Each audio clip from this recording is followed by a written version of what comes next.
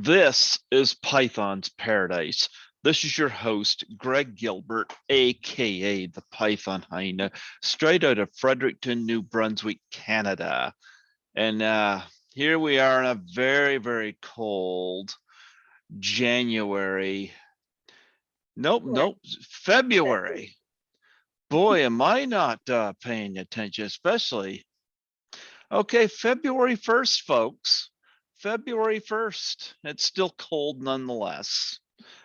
And a special happy birthday, 75 years old, to my mom today, whom I sent a Larry Wilcox cameo to for her birthday, which she enjoyed. And yeah, so here we are, February the 1st, now that I got that corrected. And my guest today I've had on before, and we connected through 13 Fanboy, so I'll show the shirt of. Oh, heck, I will. There you go. There you go. And I got tote bag. Oh, very cool. Yeah, I think all I have is a sweatshirt. I grabbed these while Tom Matthews was still on them. I think Tom Matthews is still on mine, Adrian King and everything, but that movie still introduced me to so many wonderful people. So that was like the start of my involvement in the indie horror. So. You mean introduce you to Troy Elke? He counts as wonderful people all in one. Him and Christopher Norris, who is in 13 Fanboy as well, and you and Lisa Perez and Christy Fontenot, who I slept with in the hotel while we were filming. That's a joke we'll get to you guys sleeping together in a moment. Yeah. But yeah, so many wonderful people. Well, folks, I've had her on here once before, and I was supposed to have her on last year, but I think she slept through everything. You were under the weather, but and life changes were going on, so yeah, so I'm happy to be back on though, so thank you. So folks, here we are with my guest, Noellie Burger, or as I like to call her, Noellie Spicy Burger. Fitting. Yeah. She got her what is that, your Jesse the Body Ventura bandana on your head? This is my keep my hair out of my face cleaning hair band, because life of a parent doesn't stop either. No, never. Nope. It was like literally 5 minutes before I got on here, I threw makeup on, so at least didn't look like I was getting ready to go star in the next film as like a lead zombie or something. Because like, oh, you getting ready to play a zombie? No, this is me. Well, I got to admit, I loved your Doubtfire Face challenge, and I still got to get my brother to put that up, because my brother's taking care of our folks. Our folks are both terminally ill, so I mean, Sandy Johnson's, he's got to put that one up. Jessica Campbell, who's now passed away, did one, and but I appreciate you doing one of those. I just got a cameo while I was at work last night. Laura Marie Taylor accepted the challenge. Oh, cool. Very cool. And I didn't even know she was on Cameo until Jason Bradford had gotten a cameo from her. So I love it when people accept that challenge and they don't even question it. It was like they know what it is. I've had so many people make excuses up not to do it, and it's like, I just want to say piss off to those people. What bothers me is I've been told I put like 3K into 13 Fanboy, and with the exception of Ron Sloan, and hopefully when she gets better, Lara Park Lincoln, I can't get any of the bigger names to seem to get on board with that. And it saddens me. And I think you already heard that. Not impressed with Judy Aronson right now on that front, but that's okay. People like that, I don't have to support at cons either. You know, I hope she got paid well with money I helped put into this. So, but I thought was cool. Laura Marie Taylor, she didn't make up an excuse. She just did it. And I haven't had her on here before. So she's definitely gotta get her on here because I thought hers was pretty funny. So Yeah, we're it was definitely a fun thing to do. It gets attention, draws attention for a good cause. yeah. Well, I tried to do something positive. Lar Park Lincoln, I know, is down for it, but she's kind of healing right now. I think she went had a spinal surgery or something, and Yeah.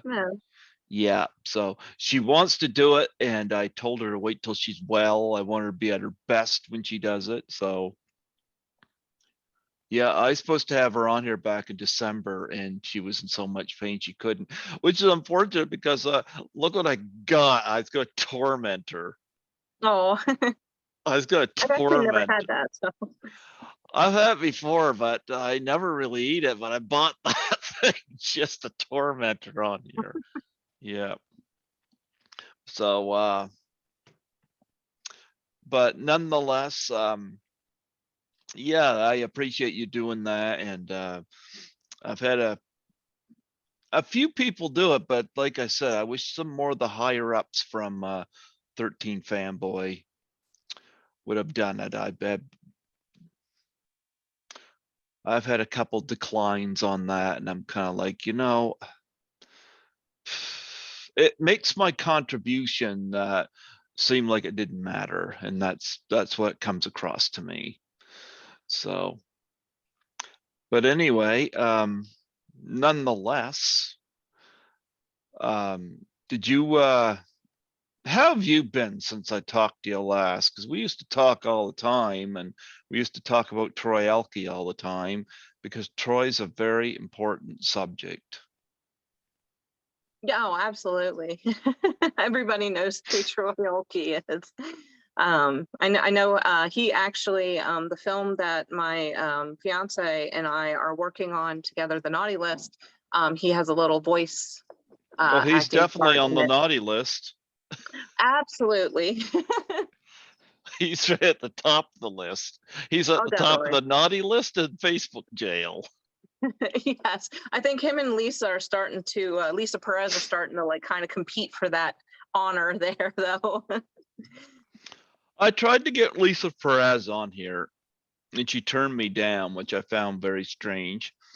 But I did have Christy Fontenot on here. We Mhm. talked about the three of you playing footsies and lovey-dovey in a hotel and a bed. Well, there was only two beds and three of us, so we just kind of had to rotate who was cuddling with who that night. Did you have to sleep on the floor? Nope, nope. All of us slept in the bed. We just rotated who slept alone, and then some, two of us had to sleep together. Yeah. Yep. So it was fun. We're girls, we can get away with that type of thing. There's no awkward like waking up and being like, is that a flashlight in your pocket? So Or as in planes, trains, and automobiles, my hands stuck between two pillows. those aren't pillows. Love that movie. Yep. Yeah. My cat's got some interesting behavior. He likes to if I'm sleeping on my side, my cat will jump up on my hip and he'll curl up on my hip. And I'm like, okay, but if I happen to move, Yeah. but he will get up and he'll jump up on the bed and he'll come around and I could feel the vibration of him moving and he'll come around and he'll look me right in the face. It's like And a kid. I'm like, kitty, just because it's your uptime doesn't mean it's my uptime. He don't care. he Mm. don't, yeah. But anyway, 13 Fanboy. I gotta say, quite disappointed there was no screening for that film in Canada. Oh, there weren't any close to me either. I couldn't make it. I would have had to drive like a couple of hours. So, and with the new baby that I had, like I just couldn't make it work to go to one of them. So we bought it off of video on demand and watched it. I'll be frank, I regret doing that. I should right now be sitting here talking about it without have seeing it. Because there's a big difference between seeing something in a theater and seeing something on your laptop, because I don't have it set up so I can watch it on my television. Mhm. I'll give you an example. When I attended Horrorama in Toronto in 2019, I was in Toronto for a week, and they did there was a midnight screening going on at Drunken Cinema, of all places, for Friday the 13th Part 6, Jason Lives. Now, there's a movie I've seen a million times, but this was the first time I'd seen it in a movie theater. Mm-hmm. And I've seen about half the franchise on the big screen. I've never seen any of them, but you're right. It would probably be a completely different experience. I saw The New Blood when it came out in 1988 at their old closed down, now a call center, Twin Cinemas. So I saw The New Blood, and I remember there was a guy dressed up as Jason with a fake machete ripping the tickets. And between my older brother and myself, neither one of us were 18, so I don't know how we got in there, but we get in there. So The New Blood, I saw Jason X when it came out, and instantly regretted it. Hey, it's got a really good death scene in it, though. Yeah, my enjoyment. It's like the big part, yeah. The nitrogen. Oh, say. that too. That is like one of the best deaths in the series, I think, in the franchise. That one's awesome. I saw Freddy versus Jason in the theater when it came out. I saw the reboot, which quite frankly I classify as a sequel. And you kind of can look at it that way in many ways. And because if Jason lost his mask, what's he gonna do? He's gonna go back to Sackhead. You know? Mm-hmm. I always looked at the reboot as kind of a sequel in a way. Where you put it in the series, who cares? Not a big fan of the movie anyway. And outside that, I saw the original at a midnight screening, and I saw Jason Lives in Toronto in 2019. Jason Lives was the best experience out of the six I've seen, and because people were very active in the theater. And I remember I text Nancy McLaughlin, letting her know I was watching her on the movie screen that night, because she and I still talk regularly. So it was interesting seeing Jason Lives with an audience as opposed to watching at home. I wish I could have saw 13 Fanboy with an audience. I don't think Debbie Voorhees realizes this, but I put a lot of leg work on 13 Fanboy, especially wearing the shirt and having the tote bag around the cons that I was at. Although Tom Matthews got a lot of attention on this shirt, which is yeah, and he's not in the movie anymore. But anyway, I had no desire to watch it on streaming. But I'll tell you what changed my mind.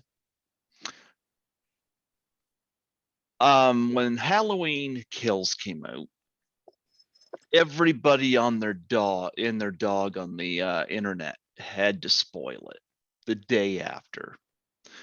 Now they can sit there and say, well, you don't have to listen, but when I'm at work cleaning for 8 Mhm. hours, I don't listen to music. I listen to podcasts, a lot of horror movie podcasts. I like listening to those, whether it be Deaf Curse Society, Drum Dums, or what have you. I'm not saying they spoiled it, but I'm saying they giving you examples of some that I listen to. And I but with Halloween Kills, I was kind of prepared because I read the script online ahead of time anyway. But everybody's on there spoiling now. I've seen 13 Fanboy and I haven't gone there and spoiled it yet. Mhm. But nonetheless, I was dead against watching it online. In fact, I felt almost insulted to watch it online. But I was working one night and I was considering it, but still against it. And I was driving home from work one morning and I probably should have gone to bed. But then I thought, if I don't stream this, and it's the first time and only time so far that I've ever streamed a movie, had I not done it, I would have heard all the spoilers when I went to work that night. And I put a lot into this movie financially to have it spoiled for me by people that just don't care, that are just looking for hits, likes, and views. Mhm.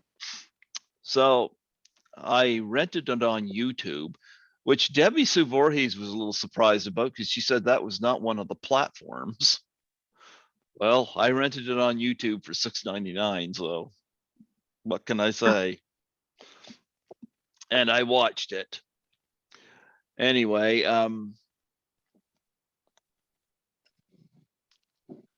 so I got to see everybody and this and that. So Debbie Sue Voorhees did a fine. I still call her Debbie Sue. I think I'm the only one that calls her that, but that's what she was called in Friday the 13th, Part 5, A New Beginning. So I still call her that. But she did a great job directing the film, and I must have interviewed more people from that movie than anybody. Which is the reason I enjoyed it the most, is because I'm not even sure I really followed the story the first time I watched it as much as I'm like, oh my God, there's this person, there's this person. Oh my God, I know them. Hey, there's that person. It was like really exciting to see these people I knew, in this movie. So that was like, I mean, I paid attention to the story, but the whole reason for me to really watch it was to see all these people that I know, involved, and see the names in the credits afterwards and stuff. So that was exciting. No, you just wanted to see your bed buddies. which is funny because I think we only saw a side boob of Lisa. Why were And you checking out her side boob? because it was right there on camera, like during the scene that Kirsty and I all were in together, the horror convention scene. So, but I think that's all that got caught in that scene. It was there. Okay, moving ahead. No, but I did do a couple of group Zooms on here with 13 Fanboy alumni on here, which were fun. The second one got cut off at the 40-minute mark, mind you, but Oh, I just have the basic Zoom. But at Christmas time, apparently they lifted the 40-minute thing, and I had like 2 hours, and there was about I think 7 people come on from the movie, including Riley C. Morris, which was pretty cool. he So was hilarious. yeah, yeah. So anyway, nonetheless, I did see the movie. I enjoyed the movie. Wish it was getting a Blu-ray release. I find funny it's not, but okay. But I don't know what the perks are or whatnot, so I don't know. I kind of lost track on that. I've been getting stuff from It's Me Billy in the mail, the Black Christmas fan film, which I think ranks right up there with Never Hike Alone. It's that good. And I'm getting stuff from that in the mail. I'm like, I didn't know I had this perk. I do that too. I'm like, oh, I forgot I got this. Yeah. Like I somebody forget. messaged me and they said like your his name was Jason is in the mail, and I'm like, oh, I did get a DVD of that or a Blu-ray. I'm like, okay, good. Yeah. Remember. Yeah. So what's happening where you are pandemic wise? We just got out of lockdown again. Right now it's still pretty much what it's been. As long as you're, vaccinated, whatnot, the CDC recommends you can, go on and not wear masks and, or make your choice whether or not to, etc. It's nothing really locked down or closed. Like schools are open. The kids are going to school regularly. They only have to wear the masks on the bus because it's so confined with so many students. Otherwise, they don't have to wear it in the classroom. But they have the option to. So it's pretty, mellow right now. So even with the variant that's come up, it hasn't really caused too much here in Ohio anyway. Panic or Yeah. anything. I wish it would go away. I'm tired of it. I'm tired of it. I got the 2 vaccinations. I don't have the booster, but I don't know. It came here somehow. Get rid of it. I can't help but in the back of my mind feel that somebody's making a lot of money off this whole thing. I don't know, but whatever. I got the first 2 vaccines. I'm not getting the booster until I absolutely need to get it. I mostly work alone anyway, so I'm not around a lot of people. My cat spends more time with me. Second up is maybe the drive-through person at Tim Hortons, which I talk to on a speaker. So my social life, you're probably well, I'm talking to you right now. This is my social life. There we go. Yep. Nobody wants to interact with me, but nonetheless, what were your thoughts when you saw 13 Fanboy? Like I said, I mean, it was just a movie that I had never experienced before, as far as knowing so many people, and knowing it was the first time I was ever on set and saw how a movie was actually made, like you think growing up that there's like, 10 cameras around, they're getting all those shots at the same time. And it's like, it's not. They do that same scene like so many times to get those different angles. At one point, and you don't see me, but when they're in the bar, I'm walking in the background, and there was so much you had to remember just walking in the background. Back and forth we went. You had to remember, okay, were my sleeves up and down? Was my hair on this side or that side? Did I start on my left foot or my right foot? Like the things that go into making a film. I appreciated the making of the film more watching it, because like, scenes that I was in or I was there seeing filmed, I'm like, I know how they did that. I know how that worked. And it was just a new experience for me to, because I was a part of it in that way, so I loved it for that reason. I enjoyed the story as well. I'm glad that somebody had come, made a fan film and brought so many past actors and actresses from the franchise together. So that was really exciting, but I enjoyed it. I was happy for everything that it was. Yeah. You of course were part of the convention scene as well too, weren't you? That was my main scene. Yep. When Deborah told me that I was going to be sitting right next to Dee Wallace, it was definitely kind of like a what? That Okay. scene was happening so fast. I think I saw Christy Fontenot, but Yep. She was I think she was Haley Greenbauer's helper. That was her name. The one that played or was that her name? Hold on. yeah, I'm Haley getting confused. Greenbauer. Haley Green. Yeah, she was her helper in the con. So that's where she was at. So yep, she was in there. Yeah, and so let's talk about the elephant in the room. There's an elephant. Christopher Norris had the best death scene in the entire movie. I very much enjoyed watching that. That was fun. Oh, Christopher Norris will love hearing that you very much enjoyed watching him die. That's a funny part in this industry too. It's like, oh my gosh, you died so well. That was so cool. Like things you can't say to, on a normal day to normal people. But yep, he did awesome.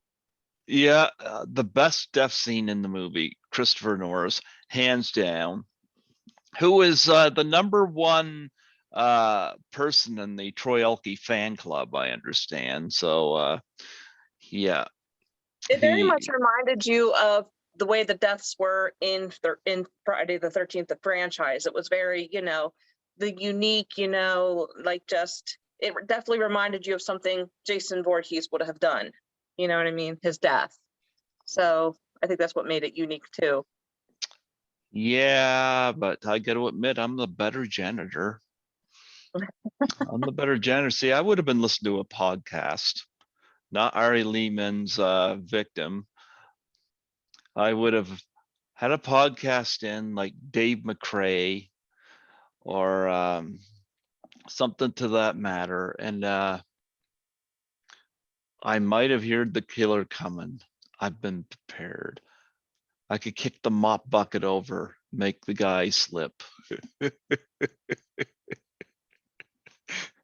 But no, Christopher Norris are mopping and dancing while mopping the floor up. And now, do you do that as somebody who knows? Are you like swinging around, driving around while you're working? No, I'm either listening to a podcast or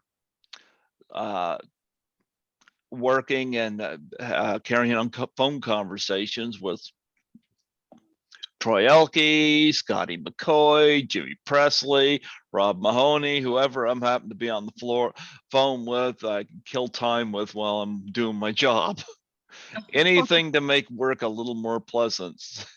Definitely. Yeah. So anyway, yeah, the broom handle up through the bottom of the jaw there up to the top of the head for Christopher Norris was definitely something different. I don't know whose twisted mind came up with that. Was that Debbie Sue or was that one of the others? Who had the sick mind? But Christopher Norris had that. Was you there when that one was shot? I was not. No, I've actually never met Christopher Norris or Troy Elke in person yet. But one day. And Troy Elke, of course, you only hear his voice and plays the worst security guard ever. Because we'll be right there. Doesn't show up. Troy said that's typical. Although Troy Elke is technically a character in the movie. Yeah, that character is also useless too. Yeah, I got a big crush on Tracy Savage, and they did a horrible job at keeping her safe. Because you go through there, and Dave Miller's found dead at his place, and then you find Jason Bradford as a security guard with a knife in the side of his head, sitting there. I'm like, Jason, that was not part of your training for this. This is something you're supposed to avoid. We might have to put him on sick leave, decide whether he keeps his job. And then Christopher Norris, who's not technically supposed to be part of the protection team, gets brought into this. And of course, it's his fault that they got it Tracy because they got the keys. I like the scene where the killer is going through each individual key and like holding it up to Tracy Savage in the window there on the door. So yeah, I enjoyed seeing Tracy. I had her on here 3 times now on Boxing Day. And she knows I spent all that money on this movie because she was in it. You know, I wish I could talk her into doing a Doubtfire challenge, but I don't think that's going to happen. But I'm not angry with her. Angry at Judy Aronson, mind you, but nonetheless, if we got Ron to do it, and I hope we get Lar to do it. You know, but nonetheless, Christopher Norris was the result of those keys, and I'm like, yeah, I might have avoided that. I would have been paying a little more attention. But anyway, were you there when Tracy Savage was filming? Nope. No, No? it's pretty much anybody that was at the horror convention, other than Corey Feldman, because what people don't know, when Corey Feldman was there, they had the horror convention scene set up, and then when we set it up for when Dee Wallace was there and everything, like we had to like make it look like it was a continuation to make it look like the horror convention was bigger than it was. It was the same room, you know what I mean? Just the same area, just turned and set up differently to show Judy Aronson's table and Carol's and Ron Sloan's, Dee's, and Haley Greenbauer, CJ Graham. Lar Park had her area there, but she doesn't show for the horror convention. So I didn't meet her, but met the rest of them through. Well, you know what? I should talk about this. It was kind of cool seeing my picture all covered in blood. Yeah, I picked that out. I saw that. Yeah, right beside Carrie Yates and her family, picture all covered in blood. Here's what I'll say about that. I said to Dave Miller, I said he had the part that I wanted to be Tracy Savage's husband in the movie. But now that I think about it, no, I got to live. Exactly. Yeah. You get to be in the sequel. Yeah. Like maybe they'll take some Windex to that picture. There you go. I said to Dave Miller, I said, what did you do? Cut yourself shaving and bled to death, leading to trying to find a Kleenex, bled all over our pictures? Like, come on. But nonetheless, I saw my picture and it was nice to have my credit, not just at the beginning of the movie, but at the end of it as well. So that was nice. So speaking of which, I had credit and It's Me, Billy, and I didn't realize I did. I was like, oh, buying that Blu-ray and the t-shirt got my name in the credits. Okay. I didn't realize that. I'm like, okay, I'll take it. Yeah, hey, nice little surprise. Yeah, definitely. I just kind of looking at the special things. If I recognize any name, oh, I think I recognize that one. It's mine. Right. Like, Yeah. like shit, I'm in this. Well, my name is. Right. Showing But that you're a part of it and help make it happen. Yep. I guess. But nonetheless, with 13 Fanboy, of course, you're in there with your 2 other amigos, and I did meet CJ Graham at Frightmare in the Falls last year. Oh, I nice. finally got to go to a con after 2 years, and it was nice. It was nice. I bet. Yeah, I went to Chiller in New Jersey back in, I believe, November or so, and it was nice to, get out there with the rest of the horror lovers. So who did you meet there? I specifically went to meet Adam Marcus. because Mhm. I had done a lot for him for his documentary on Jason Goes to Hell called Hearts of Darkness. Yeah, I'm part of And that. yep, I finally got to meet him. And it was really cool because I was wearing a mask and somebody was in line ahead of me. And I finally stepped up to the booth. And it just made my heart melt because right away, as soon as he looked up at me, he knew who I was. And he goes, "Oh my God." And he gets up and comes around the table and grabs a hold of me and gives me a big hug as much as he can because I have the baby like on my chest, like in a bundle, a wrap, a carrier thing. And yep, it was really fun to finally meet Adam because I look up to him a lot. He's kind of like a dad to me in the community. When I was going through some things, he actually called me and helped me, feel better about something that was going on. And he's been a real inspiration to me. And, it was really nice to finally meet him. Yeah. Well, I haven't met Adam, but I am part of that one as well because I've been getting stuff in the mail from that movie. I always love it Should when be soon. They started shooting their interviews and stuff again. So that's, definitely something that got held back because of COVID, but they are picking back up. So yeah, you you but nonetheless, yeah, who else did you meet at Chiller? I got to continue the convention talk. Tiffany Shep, come on, brain. She played Violet.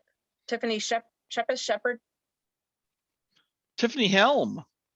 Tiffany Helm. Who's Tiffany Shepherd? Who am I thinking of? Yes, Tiffany Helm.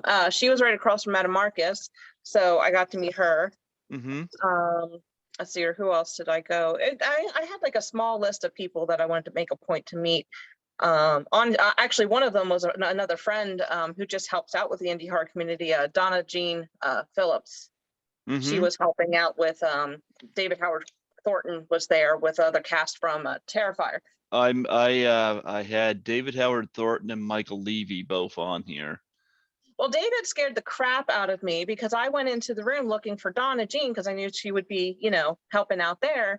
And she wasn't there because I was asking one of the female actors. And the next thing I know, I realized there's somebody like right here. And I turn around and look and like I jump because here it's David Howard Thornton. And I'm just like, scared the crap out of me. I'm like, I know who you play and you play it really well. So sneaking up behind people is probably not a good idea.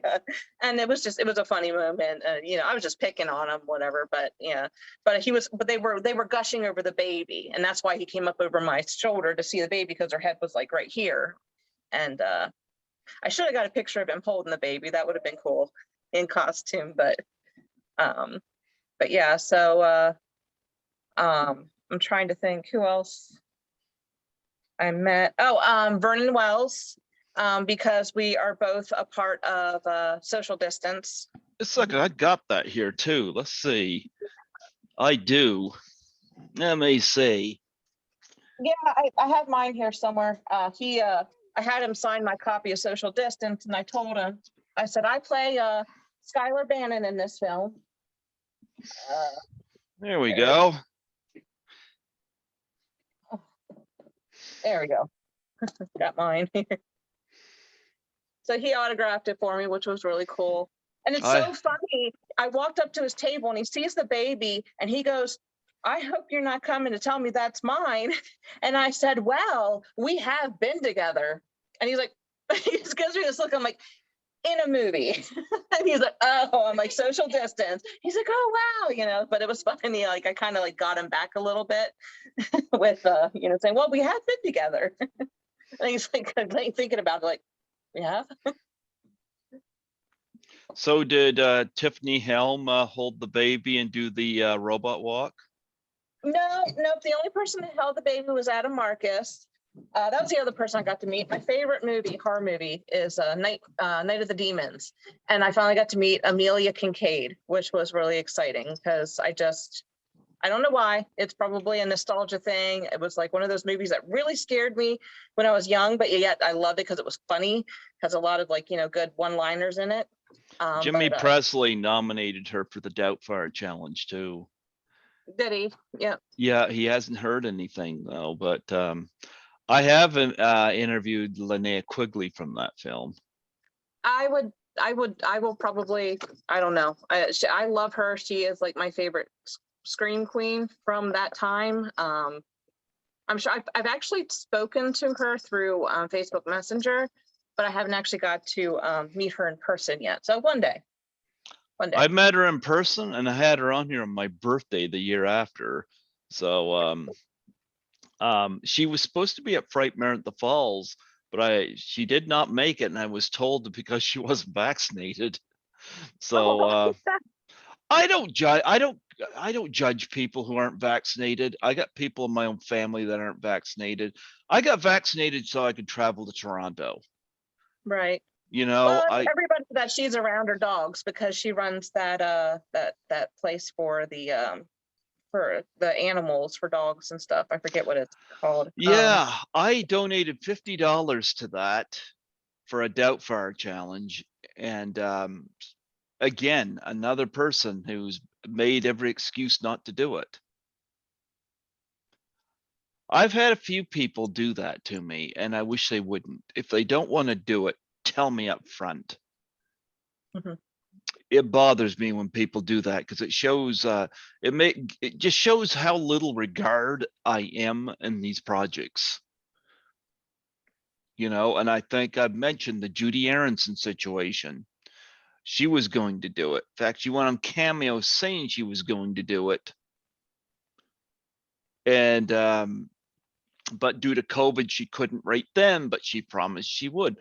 Well, I understand. Don't go out of your way to go out to COVID and do it, you know. But when I touched base the year after, actually last year about it, told me to withdraw my request. This doesn't feel right to her. What do you mean it doesn't feel right to you? It's for suicide and depression. But also it's like you're not going to do this for somebody that's a co-producer on a movie that you're part of. So guess who will never get my support at a con? That's how I play that game. And I know Jason Bradford said I shouldn't air my grievances on here, but you know what? I don't care, you know.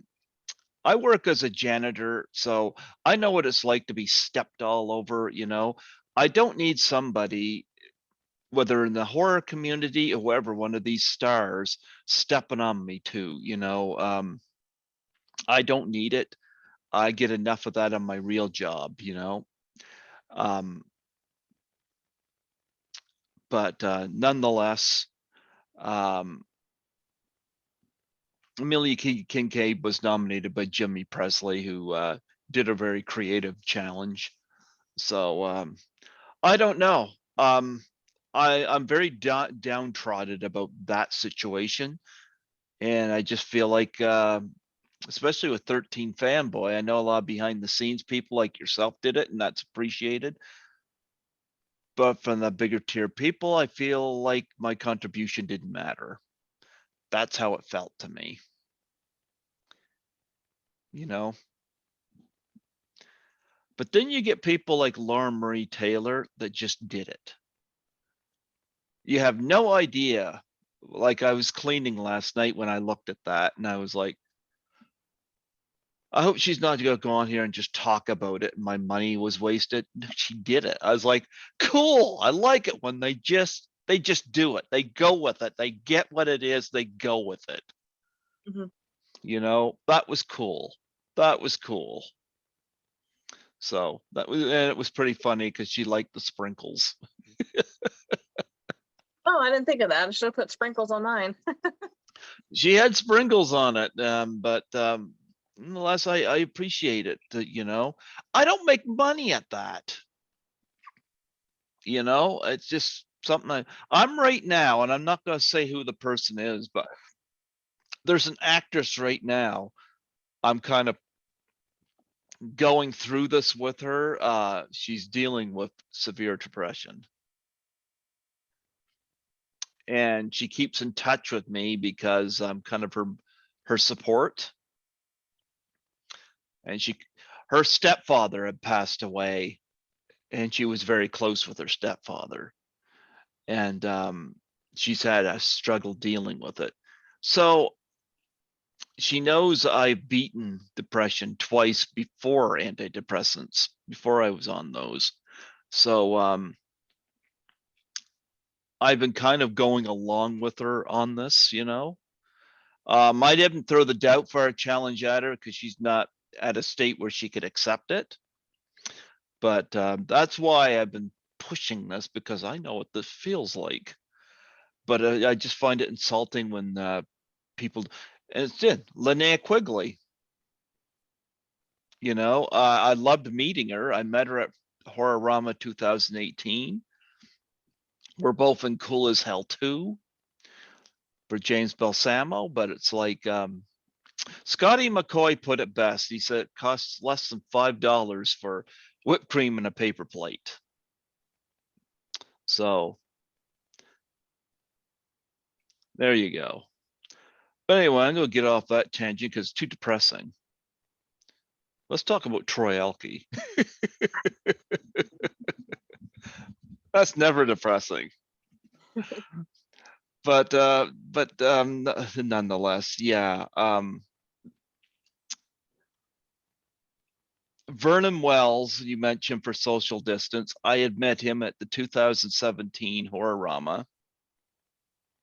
I got a picture here autographed by him of him dressed up as him and his a scene from Road Warrior.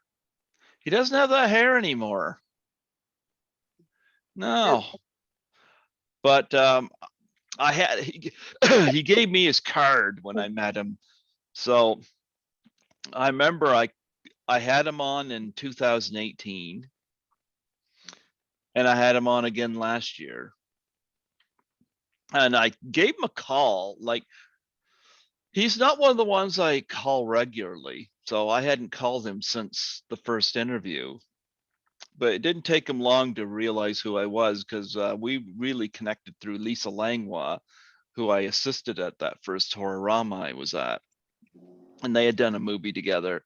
So I told him that I was associated with this movie.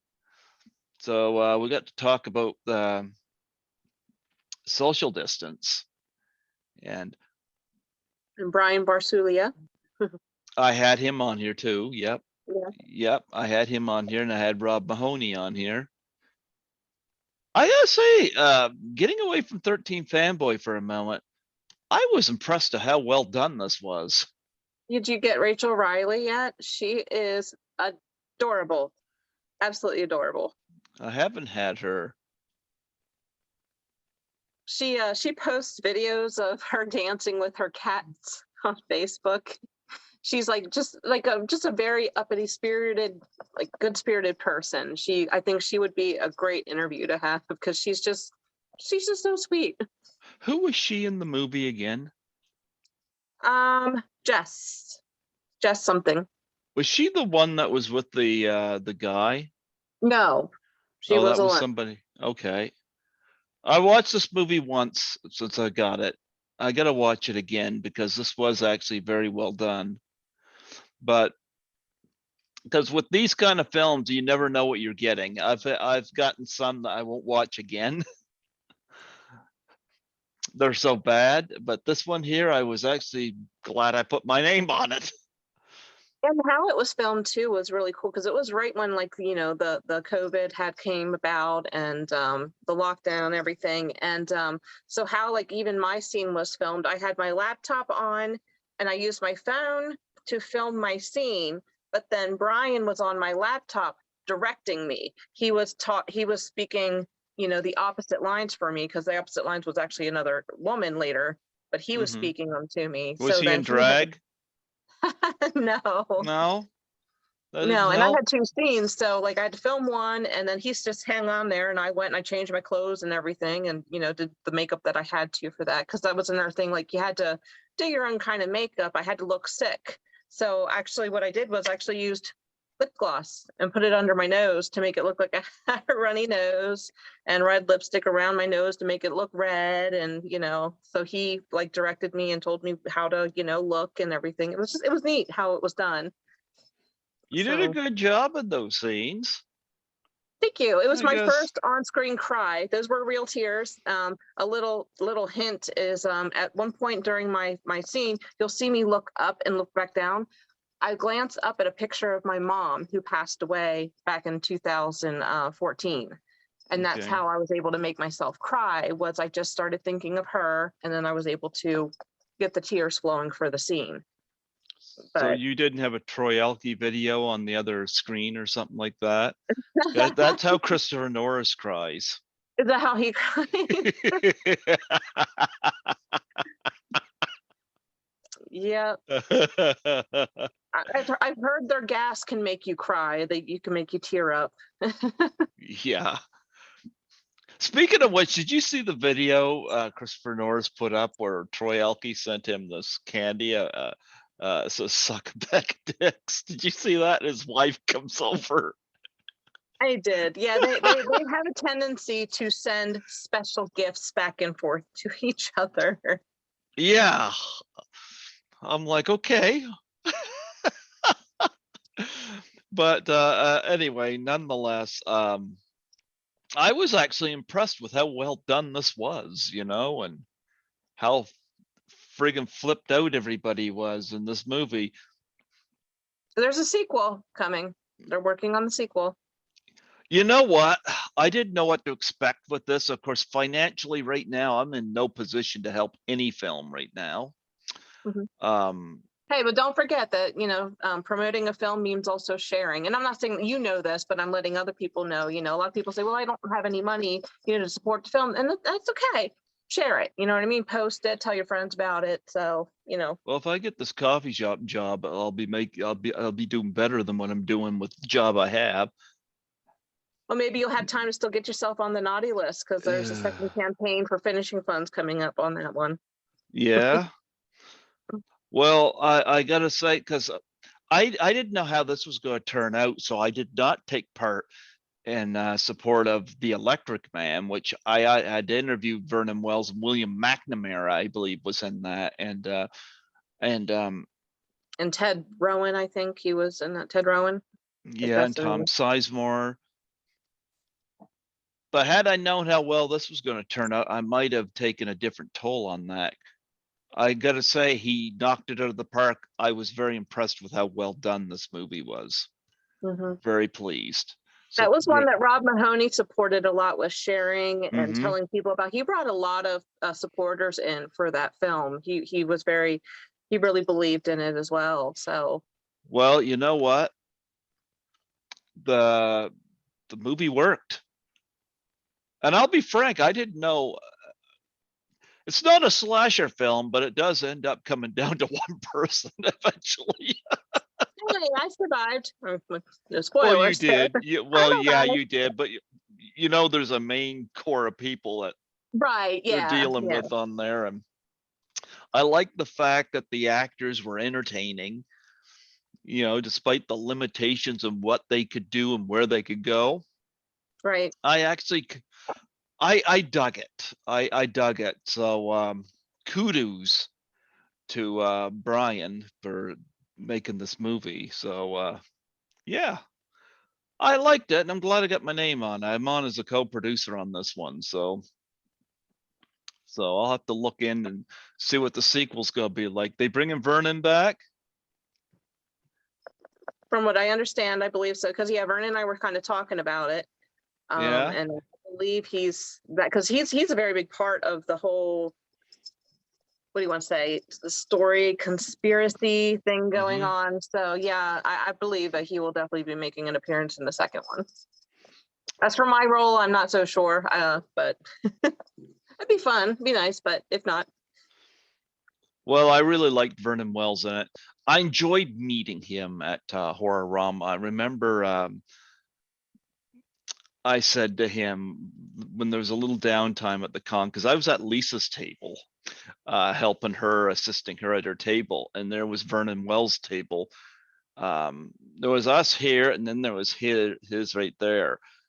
I said to him, I said, what would happen if your character from Road Warrior fought with Charlene's character from Fury Road? He said they would kick her ass. Then he went on to talk about how much he thought Charlize knocked that role out of the park and all this, you know. He's a great guy, great Yeah. sense of humor. He's very friendly, easy to talk to. You're like a little intimidating when you're walking up to him, you know, because you're like, because of characters he's played, but he's so nice. Yeah. Yeah, I got him to sign a picture, and he was great to meet. And so yeah, I forget how long you said you spent on 13 Fanboy, because how long did you spend on Social Distance? Wasn't very long, was it? You mean like filming? Mm-hmm. Oh yeah. As far as like actually Brian being there on the laptop, it was probably an hour and a half at the most. Okay. Just because we kept taking several takes because it was important to get the timing lined up with the other person that would be speaking. That's what made it a little more specific, you know. Mm-hmm. Well, how long did you spend on set for 13 Fanboy? As far as actual filming, like when the cameras started rolling type thing, we were there for like a couple of hours, but I was a part of the team that helped put the set together. I was actually surprised too when the credits were rolling through. I actually got credit for I forget what it's called, but set decorator or something like that, because we had actually put all the tables, hung the banners, hung everything, like decorated. We had done all that the day before. It was a group of us that worked on that, and then we made sure it was ready for the convention scene, you know, actually filming the day of. But as far as actually filming, for the time like Dee Wallace came in, sat down till we were done, it was probably 2-3 hours. I had Dee Wallace on last year, and I had her on in 2015 as well. I met her at Horrorama 2018. This was, I think, before 13 Fanboys started shooting. Anyway, Dee's a delight to meet. She was so nice. Like as soon as she sat down next to me, of course I'm sitting there thinking, like, am I allowed to curse on this? Go ahead. Okay, I like literally my thought was, that's Dee fucking Wallace right next to me. Like I'm just like trying to play it cool. And she looks over at me. She's like, hi. I'm like, hello. And she's like, don't worry, I'll work you in. And I'm like, thank you. Cause like I didn't have any lines. I'm just this person sitting there taking money from people, you know, acting like I'm her helper in a convention. And I thought that was really, really cool that she was worried about the little person, you know, the little extra sitting next to her, like knowing this is a big deal for me, you know, an exciting experience. And it was on her mind to make sure that I got, you know, involved in it somehow a little more, you know. So I thought that was really, really cool of her. So yeah, she was amazing. She was awesome. I loved her. Yeah. And then of course there's CJ Graham. I met him at Frightmare in the Falls last year. He hadn't seen 13 Fanboy when I met him. Okay. He hadn't seen it. I had the shirt with me when I met him. My funny CJ Graham story, I've never had him on here yet, but my funny CJ Graham story is I'm still connected with Nancy McLaughlin.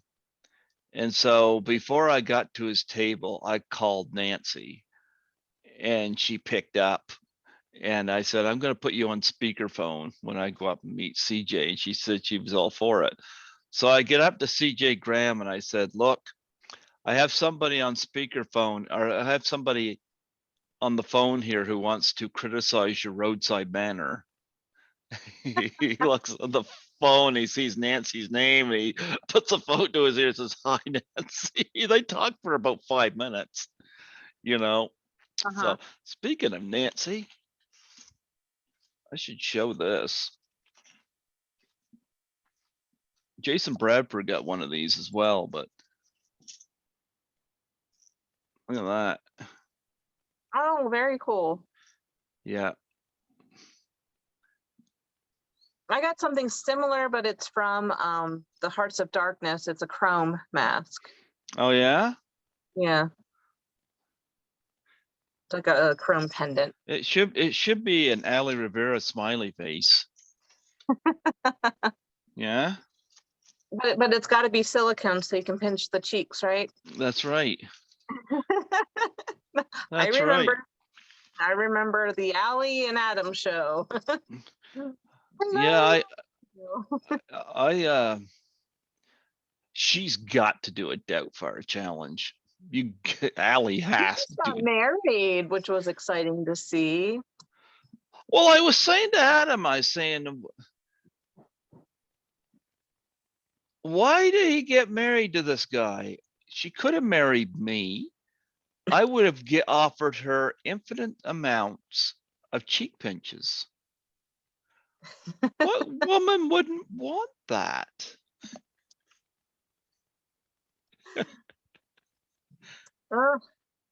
Guess it wasn't enough. Well, material things. Yeah, she just got married off. It's still not gonna keep cheek pinch jokes away.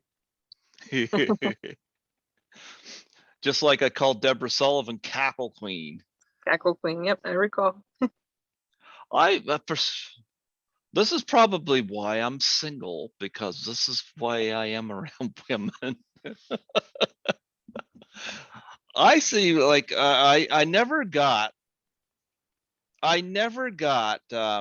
Jerry Lewis's stance saying women can't be funny.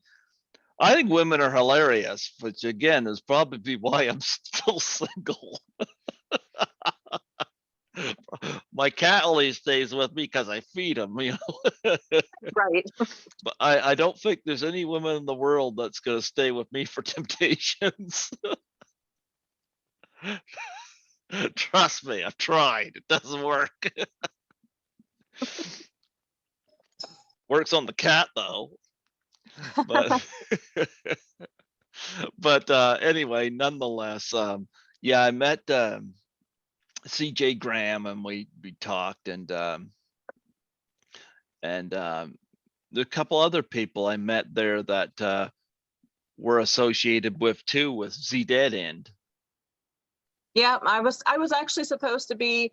I'm listed in the credits as zombie number 1. Mm-hmm. Unfortunately, filming had kept being pushed back, and I had just had the baby. Or no, I'm sorry, I didn't. I was extremely pregnant, and I just, couldn't chance driving 7 hours, alone, huge pregnant to film that scene. But yeah, I missed out on that opportunity. But I was involved in that one. Is it been filmed? I don't know what's been going on with it. I had Robert Restro on here. I'm not sure. I believe they're still filming scenes, because when I was supposed to film, it was right before I was due, and that was September. So I believe it was like end of August is when I was supposed to, when I got the call sheet to be there. Genevieve Rossi is listed as Pitchfork Molly, which is amusing. She's on the friends list. I've never actually engaged with her, but I've had her on here 3 times. I've had her on here 3 times. Yeah, she's amusing. But oh, what was I gonna say? Oh yeah, Robert Restro, Z Dead End. I met Felissa Rose and Dave Sheridan at Frightmare in the Falls. Mm-hmm. And of course, they're both involved with Z Dead End. They're also both involved with Massacre Academy, another one I'm a part of. Yeah, I'm not involved with that one, but we are going to talk about it here shortly. But anyway, when I got to Dave Sheridan's table, he was dressed as Officer Doofy from Scary Movie. Right. Yeah. He plays that character really well. He was dressed like that with the hair and everything, you know, and right down to the fake looking doofy star on it.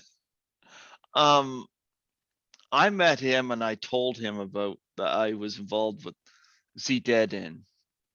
I think I'm an associate producer, I think, on that, or Gilbert. I don't know. I'm involved with it. I'm a producer in some way, or form.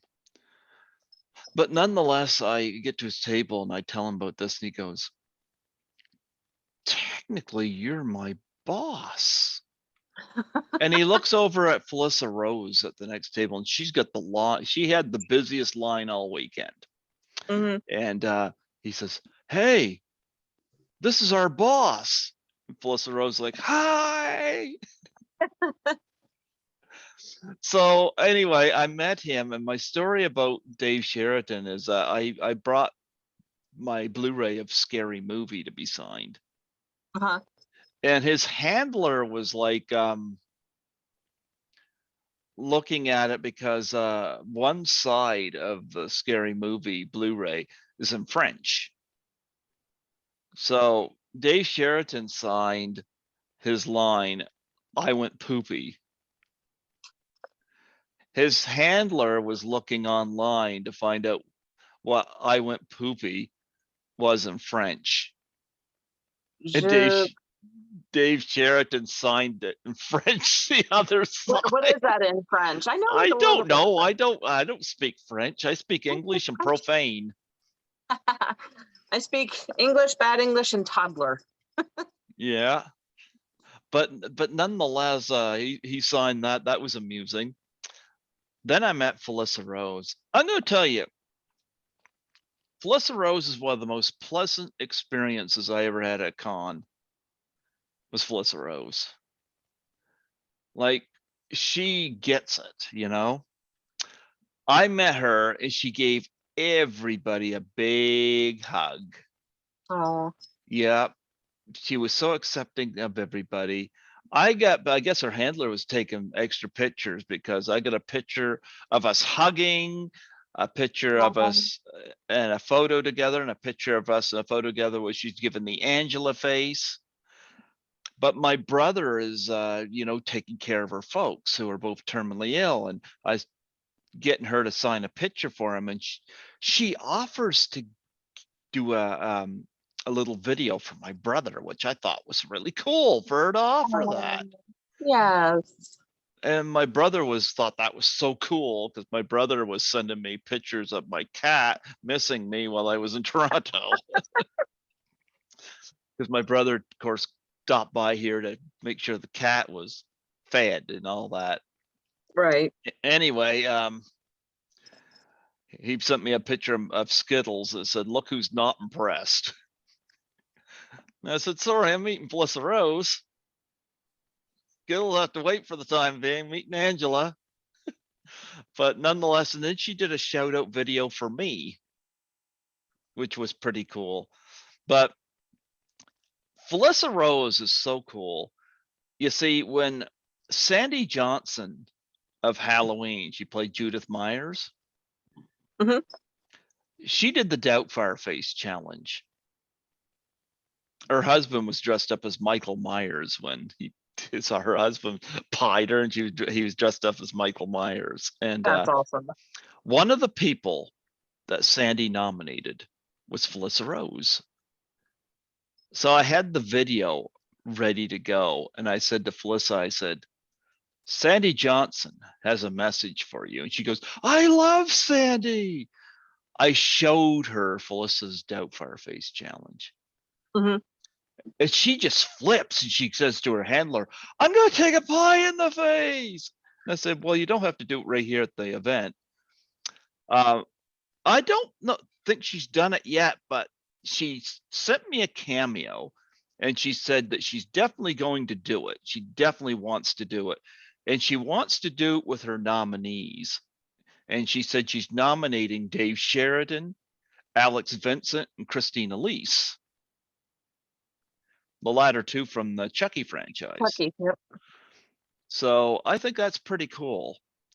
So Yeah, looking forward to that down the line. I know she's in like every other fan film or independent film coming up, but I mean, you get If Felissa she Rose. enjoys it, You know what? I can't think of too many people that I'd rather be on set with than Felissa. Like if she's anything on set as she is at the cons, then you're in for a delight because she was one of the best experiences I had at a con. If you get a chance to meet Felissa Rose, take it. I have. Yep, once. Was she a delight to you? Absolutely. Of course she Definitely. was. Yes. She Yep. give you a big hug? No, it was like right after they were kind of letting cons happen. It was outside though. It was in Allentown, Pennsylvania. So it was very much you had to wear your mask, you know, like we pulled our masks down just enough. Actually, no, I think we had to have our masks on even in the picture, because it was still kind of, you know, starting to open back up the world, but not. Here's the So thing no contact. when I was at Frightmare, it was different that way. I met Laura Vandervoort. I was nervous to meet her because she was freaking gorgeous, but I met Laura Vandervoort. I got her to sign the scariest movie she was in, which was Ted. Yeah, I got her to sign that. And um she gave a choice. Either I wear the mask or she wears the mask. And I said, there's no way you're wearing the mask. You're too friggin' hot, you know, you're too gorgeous. I'll wear the mask. So I got a that was the deal with her. Um there was some where you had to wear mask, but there was a lot I was like CJ Graham didn't care. We both were maskless. Mhm. I was actually really surprised that Lisa Loring, who's the original Wednesday Addams, she was there and she was fine. And she even let me put my arm around her. Again, Lisa Loring, wonderful to meet. She's another recommendation. Most people were pretty cool with it. So a lot of the photos, and then there's some photos I have with my mask on. I just didn't think about taking it off. But Right. I met Ken Kersinger there as well, pretty nice guy. And I met the director of Cycle Gorman, Stan Gostowski. Very cool. He was there. Yeah, I believe he's from Toronto. And so there was and it's the first time I've been to a con where some people were signing for free. Oh wow. Well, Mitch Markowitz from Hilarious House of Frightenstein was signing for free, and I found that so odd. But he just looks at it this way. He's just there to meet the fans, you know, he's got his money, and I'm like, you know, how cool is that, you know? Yeah, that's awesome. You know? So I had fun at that. Yeah, I was just looking for my book that I have my signatures in because I have all my horror stuff here, but I don't see it. Nope, don't have it there. Who would you say are your top 3 signatures you got? My top 3 signatures? Yeah. Oh goodness. Well, D. Wallace. Uh-huh. Goodness. Probably Vernon Wells. I don't have a whole lot of signatures, I'll be honest. Mm-hmm. And then probably Vernon Wells just because he was so cool, and then Amelia Kincaid just because it's my favorite horror film. So, but I have very limited signatures. I didn't even really know that there was horror conventions until just a few years ago, even. I knew And then the there world shut was. down. I knew there was horror conventions because I always used to read Fangoria magazine. But I might have mentioned this on our last interview. I'll get your first interview up eventually. That was one we did at the station, and my brother's the one that puts those ones up, and he hasn't gotten around to it. With Zoom, it's a little easier to conduct that. I'm just not very tech savvy on the others. But nonetheless, with the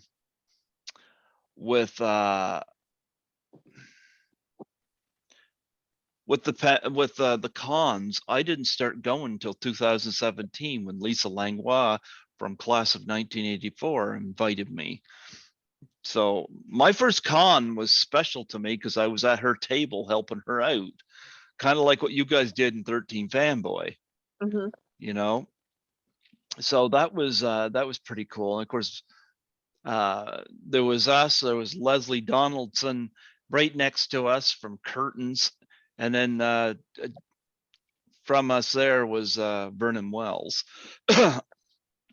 I think Vernon Wells was beside Mink Stool, if I remember correctly, from Pink Flamingos. So yeah, there was a good guest list there. That was a pretty fun time. So I couldn't wait to go. That was why I got my vaccination so I could do the cons.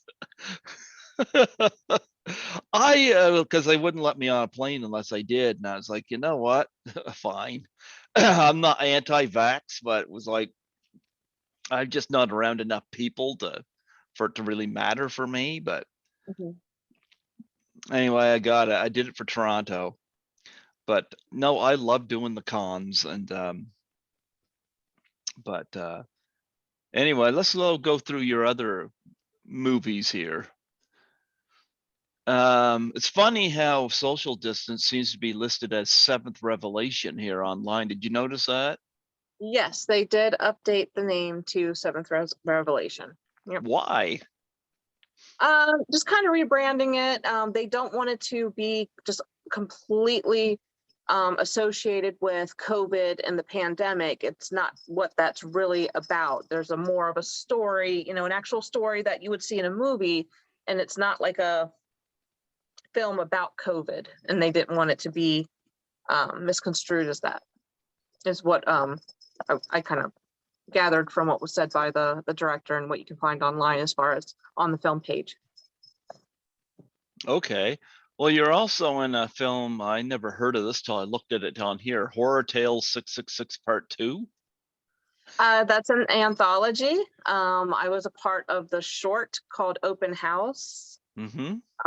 I'm the one lead on that film. That was really fun. It's kind of campy and not like straight horror, but just like definitely campy horror.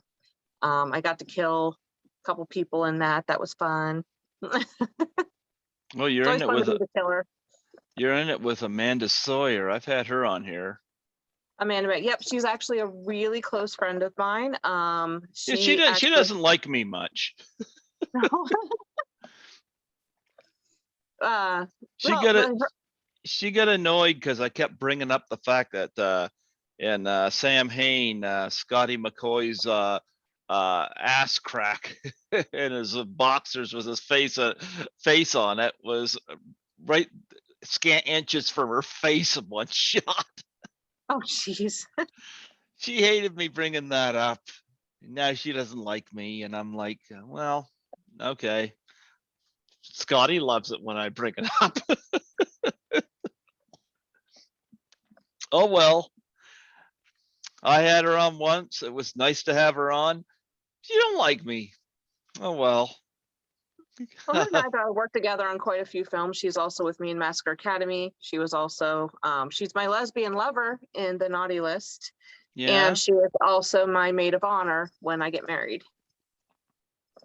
Let's talk about Massacre Academy because I had a wonderful interview with Mark Kendu.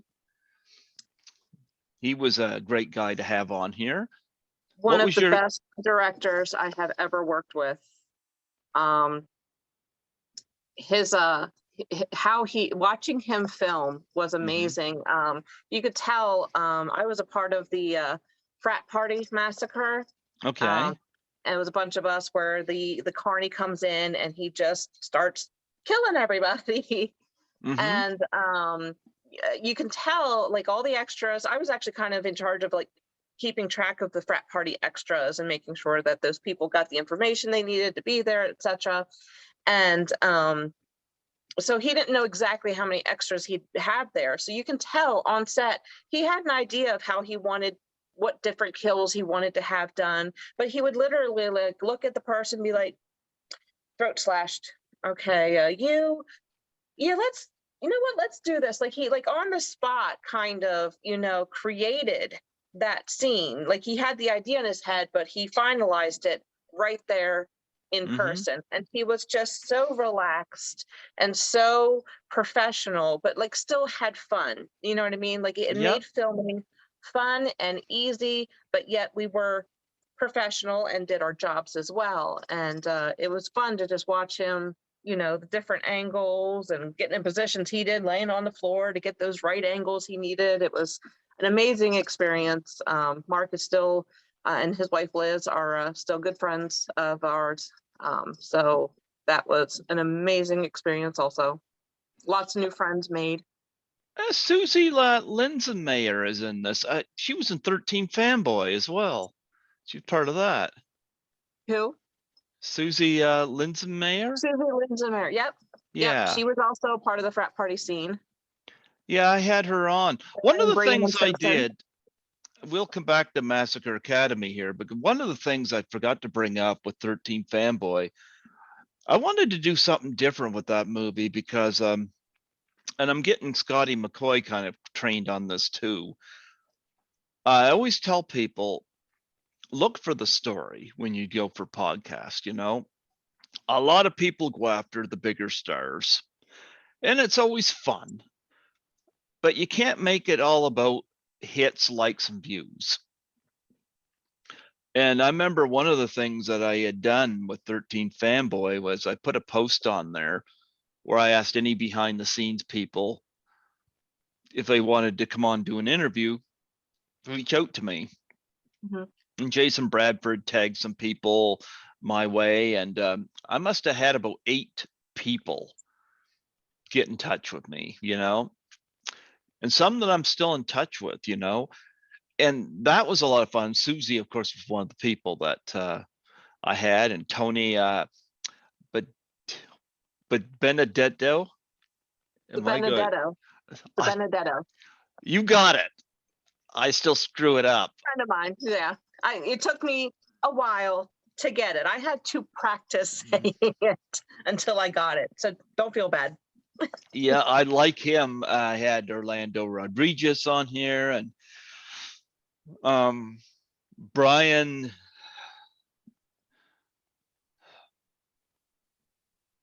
I'm going to screw up his last name too. He played the janitor at the beginning of the film, not the one that Christopher Norris was, but the real creepy one. Here's the funny thing about that. It made watching 13 Fanboy even more enjoyable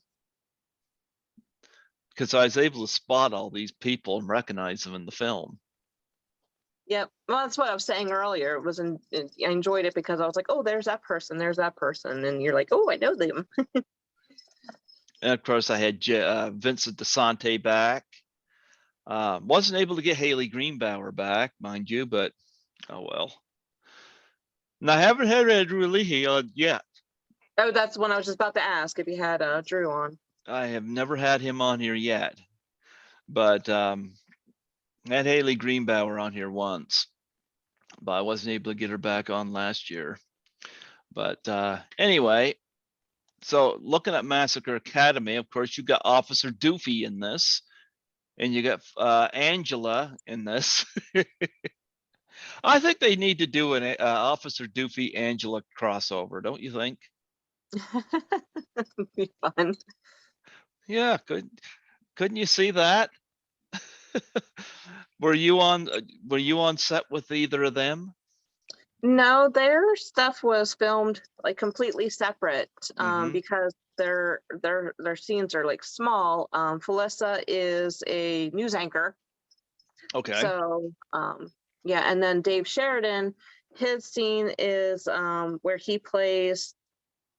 The film is about a killer who's presumed dead, and Dave Sheridan plays that killer at the beginning, like the interrogation tapes from the police is what the scene would be, and that's who he's playing.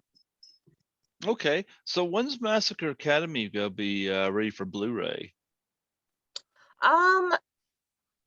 They do have Blu-ray release. I'm almost positive I have a Blu-ray of it somewhere. Oh, do they? I Yeah, should, I should order one. you have to reach out to Goldman, something Goldman. The name will come to me. But he handled the DVD and Blu-ray sales outside of the campaign, because obviously the campaign's over for it because the movie's done, released. But there are Blu-rays available. Yeah. Okay, I'm gonna have to do that because I think I'd like to see this. It was not one I was involved with, but Yeah. although with the Dead End, I did get Doofy and Angela in a movie that I'm involved with. So I don't know. I have too much stuff in my my horror collection thing. So, but yeah, social well, distance is wonderful.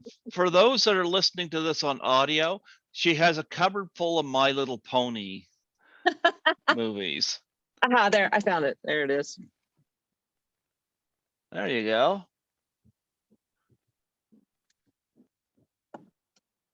How many signatures you got on that? Honestly, probably the majority of the cast, because we were at the premiere, because of being involved in the film. Including And Dave and Felissa? no, they weren't there for that premiere. They were supposed to be there for another one, but we couldn't make it to that premiere.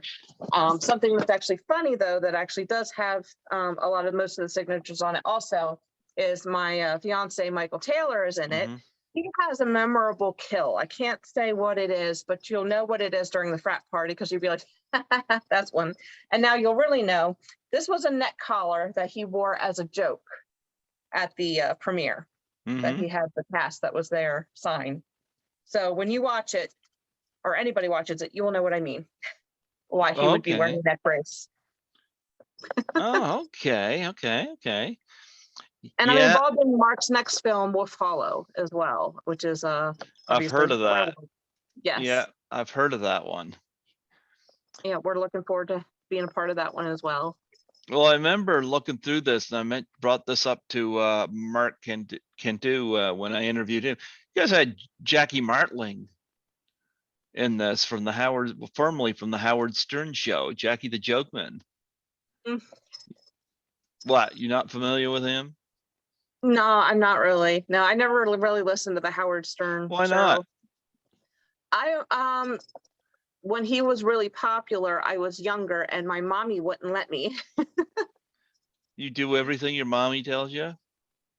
I was pretty good when I was younger, like, until Bullshit. I got to be a teenager. You were good when you were young. Yeah, right. But that's the funny thing is she let me watch like any horror movie I wanted. That's where my love for horror came from, was watching them with my mom. But yet I wasn't allowed to listen to Howard Stern, and I also was not allowed to watch The Simpsons or South Park. So Family Guy was still good, huh? Family Guy came out by the time I was 18. That then kind of had just started, so that was my choice to watch that. So yeah. So she let you watch horror movies, but you couldn't watch well, South Park I kind of understand, but The Simpsons is pretty tame. Yeah, when I watched it too, I was even like, what's wrong with this? But I think she didn't want me to confuse a cartoon that's generally, when we were younger, associated with a children's show, that it's an adult kind of, has some adult things in it. I think she didn't want me to get confused with what they said or did in there was okay because it was a cartoon. I don't know. Who knows? Well, you get your name on Shriekshow. Yes, I'm one of the associate producers, and I'm also in that as one of the clowns. My name is Buttercup, and I'm the one carrying around the giant pair of shears. Buttercup? Is that your name when you go to work? No, they just decided on that because how my makeup was done in the film. They said that I looked like a Cyndi Lauper, the Cyndi Lauper clown. So they just said that Buttercup just kind of worked because I was the cute one or whatever, just because it was a little more feminine looking. It wasn't quite so scary. I don't know. Well, you got Felissa Rose in this. Shriekshow? Yep. Yep. No, I didn't work with her on that one. What I about didn't work with any of them. What about Tuesday Night? Nope. None of the bigger name actors were on set. Yeah, you got when I Felissa did my Rose, filming. Tuesday Night, Beverly Randolph, Rebecca Reinhart, she's in this, and Julianne Prescott. Okay, I recognize a few names in this. That premiere, though, for Shriekshow is actually coming up the end of February. The exact date is slipping my mind, but I believe it's in Waynesboro, Virginia. Now, The premiere for Shriekshow. Les Nolan, Sam Hain. Now, I was supposed to have Les Nolan on here, and we are all scheduled and stuff, and he stepped away from all podcasts for the time being, and he put a post on Facebook. I don't know what he was dealing with, but he's got a variation of Sam Hain coming out. What's your involvement in this film? I don't know who my character is yet. I had reached out to him because the film is being filmed locally to me. So I just reached out to him to say, hey, you know, if you happen to need an extra or somebody backs out at the last minute, you know, it's nice to have backup people that are close that can just, you know, come. And I said, I can send you my demo reel. And he's like, okay, yeah, sure. So I sent him the demo reel and he's like, oh my God, that was amazing. He's like, I actually want to cast you in one of the lead roles. And I'm like, okay. I'm like, yeah, I'll take it, sure. So that's just, it was just kind of a luck to get involved in with that one. Lydia Manson's in that. I had her on late last year, and she did a Doubtfire Face challenge. She's pretty awesome. Have you met her yet? I have not. She's pretty awesome. Yeah, I had her on late last year, and we did a Zoom Doubtfire challenge with her, and yeah, she was a lot of fun. But that was how I come to know Sam Hain originally. Yeah, I think she has a remote filming part where she's filming from just as a podcaster that will be involved in the film. Yep. Now, how far are they with Z Dead in filming? Do you know? I'm kind of looking forward to seeing it. George Lancey's in this, Kane Hodder's in this, Brink I was supposed Stevens. to meet Kane Hodder. He was going to be there that day. I was so bummed, but I'm not sure when it's finishing up, but I know they're working on it. Yeah, I got my name on that. That was one of the last things I put my name on too.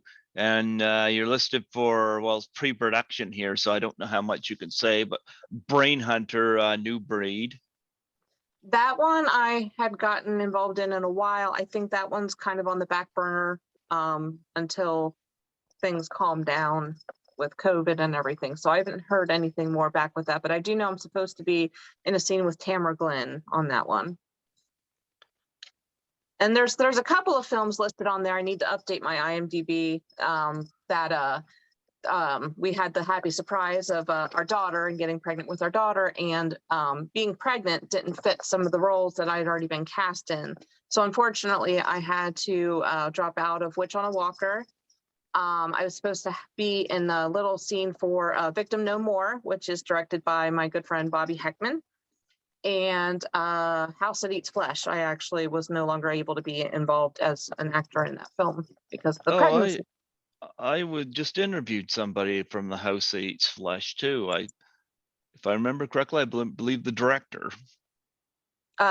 Josh Graves, yes. No, nope, that's not who. Who did I interview from that? Maybe it was Lydia Manson. Maybe that was Lydia it. Manson was associated with that film. Okay. I knew I spoke to somebody from that movie. So House That Eats Flesh. Victim No More, you're not going to be in that. No, I was extremely pregnant, and the particular scene was like kind of not a violent one, but Bobby said that it just, in reality, a mother that pregnant wouldn't put herself in the situation that the role called for, which I agreed on. So, you know, it was, you know, Bobby was sad about it too, you know what I mean? Because I was looking forward to being there. But yeah, so I missed that one, but Okay. And I still talk regularly, so. Okay. Yeah, you must have got some stuff through the mail from him too. Did you get movies, DVDs, or like he went through his collection and just sent us stuff, which is funny. Yes, I think I got like Billy Jack, and I got just random movies where it's like, hell, all right, I'll take it. I cannot remember for the life of me what they are right now, but yeah, it was gosh, I don't remember what all he sent me, but it was funny. It was fun. He's a funny guy. I actually had nice. I had a T-shirt, but I got my the fiance T-shirt. stole it, and he wears it all the time. I got the T-shirts over there in the drawer, and I've got I have a poster, but I got a poster as well. I I sent a don't think the couple of the poster's up yet. hats. I wear the beanie all the time. Yes, the beanie's very cool. I don't have one of those either, but I Yeah, do I have got. a T-shirt. Let's see, what else do I have here? That Victim No More pin. Yep, I have one of those. Let's see.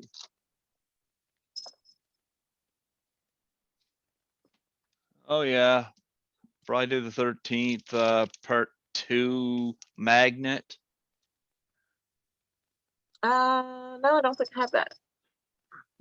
Yeah, I got that.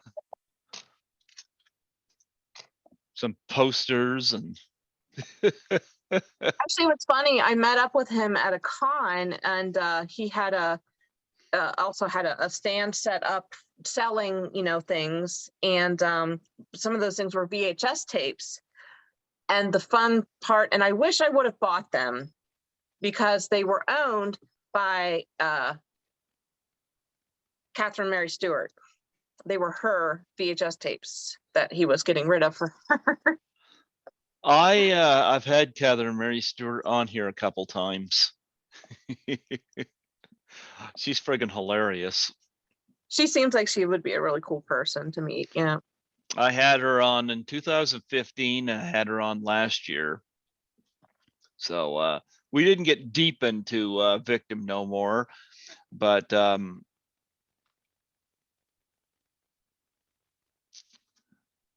yeah, he hasn't told many people about the plot. Like, a lot of times I get the scripts for films that I'm involved in or something. I know nothing really about that film.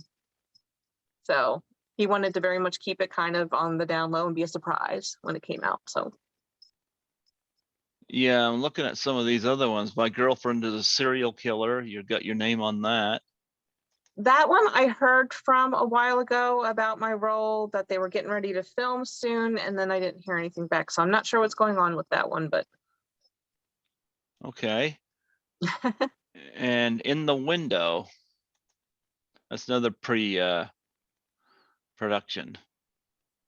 yes. Oh, you got Angel Bradford in that. I just had her on here. Did you? Oh, she's a doll. We were bummed. She was supposed to be on set. We just filmed for the Naughty List here last weekend, and she was going to come on and help out with special effects. But health reasons, she couldn't make it. So hopefully next time we film, she can make it up. I look forward to meeting her. She is adorable, adorable, love her. Well, I hope she's okay. I didn't know she was having health problems. Yeah, it wasn't anything serious, just like a, like a cold type thing, just enough to keep somebody from traveling. Of course, you're associate producer on Velps, or is it Velpus? Volpes, how we Because pronounce it, yeah. because I was supposed to be involved with that, and I just couldn't. But Sandy Johnson is in that, so Very cool. yep. I'm looking through some of these. So you're not listed for. Oh no, you wouldn't be, because I don't even have it on my credit list. Victim No More. It's not even on here, is it? No, it wouldn't be. No. I was sitting there thinking I was trying to find that on here, but I'm like, no, it's not even on mine. So we got a few films in common here. So anything else you got coming up that you want to talk about that in terms of film that that you know you're going to be part of? But honestly, the big one that I'm excited to be a part of is the Naughty List, the one that my fiance is directing and filming. And what's really cool about it is all the actors that are in it are people that we have either met before, worked with before, that we like. He almost wrote the script for those specific people because he knew that's who he wanted involved, because we knew they were just really great people. One of them is Max Morrison, who I met through Shriekshow. He's a pro wrestler. He helped out a lot because there's a particular big fight scene between the killer and one of the actors, and he helped choreograph the fight scene along with Sean Thompson, who was also just amazing, because it just so happened that weekend we were in sub-zero temperatures. And it was outside, and everybody was amazing, you know, working. Like poor Sean, like the makeup is freezing on him, like the blood is freezing while they're trying to film. And so it was fun, but everybody got it done and they did amazing. We also we have Katie Byers doing special effects, who we met through Massacre Academy. She's actually the one that did the special effects on me and my death scene. So that's how we met her. There's also Melissa Sapienza, who Max knows very well. She was in Death Board. She was amazing, so funny. Of course, there was Amanda Megan, who was my lesbian lover in the film. I'm in the film. There was Steve Boliak Jr., who lived near us when I lived back in Pennsylvania, and met him through Matt Burns, who is a friend of ours. So that's how we met him. Our sound guy backed out, so Steve stepped up and helped with sound, which was really helpful. So it was really a production where like everybody came together to help out. Like one of the scenes was in the kitchen, and of course the breakfast bar is like a mess because there's coffee cups and, you know, plates from where people ate. And we're like, okay, we need to film, we need to get this cleaned up. Like that's all I had to say. And the next thing you know, everybody's up and just pulling things off the table, throwing things away. Like, I mean, it was like 10 seconds and that kitchen was spotless. And we're like, you know what? Now it's the time to let you know we're not really filming a movie. We just brought you all out here to clean the house. Thank you. It's because they did. They just, like, you know, Amanda's got the steam mopping the floor. Like everybody just came together to make sure that film was, you know, everything was amazing in it. And we couldn't have been more happy with, you know, how things worked out on it. So we only got one weekend of filming done. We also, a key character in it was the Sierra Mitchell, who I definitely recommend as a huge up and coming actress. She was mostly involved in theater. We met her on Massacre Academy as well, and she is just extremely talented, very professional, you know, very like an old soul. Like all the rest of us were older, you know what I mean? Like any of the rest of us, she could be our daughter. Like in real life, you know, but she just enjoyed hanging out with us older people. She was just absolutely amazing. And if you had not interviewed her yet, definitely recommend. She's just very talented. And we're looking forward to working with her more in the future. Okay. So, what were your impressions when you finally saw 13 Fanboy?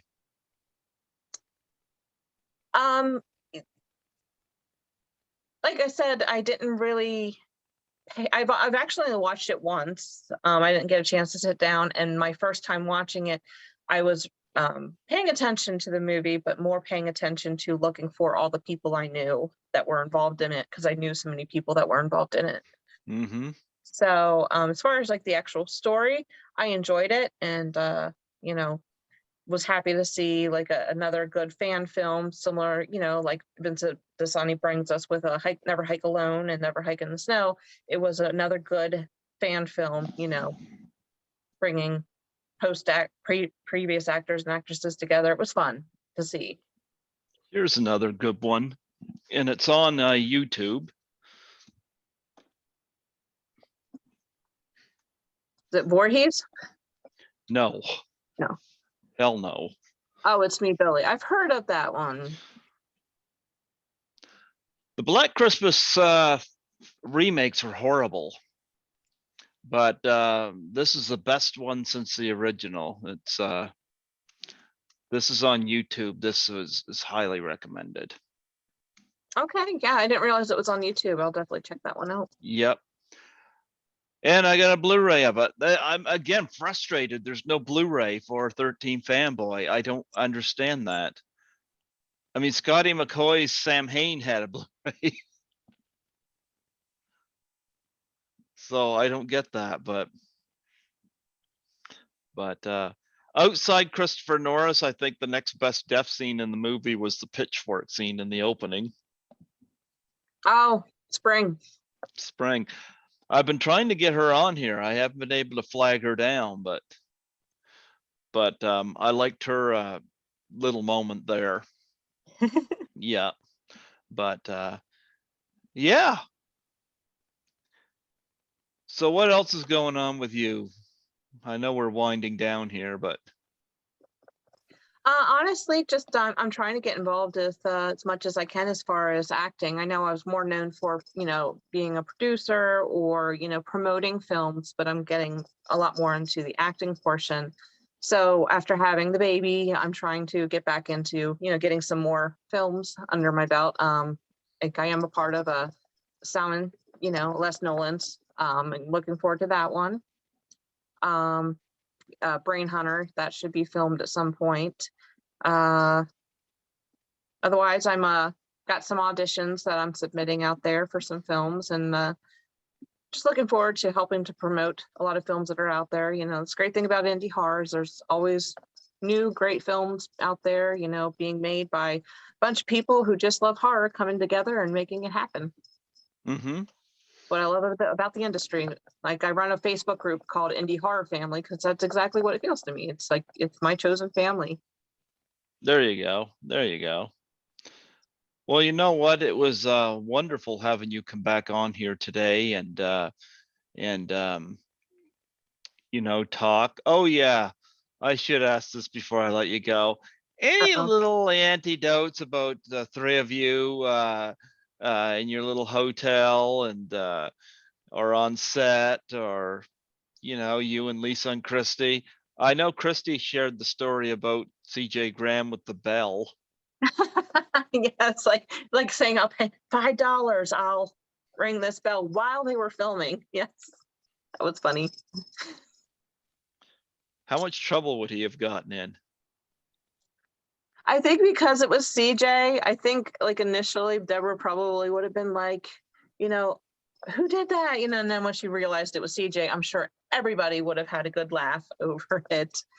But yeah, he didn't do it though, so but it made us all standing there like holding our laughs in, like. Okay, what other antidotes? Because that was one Christy shared. What other antidotes? What other antidotes? Because I have a feeling you three were trouble.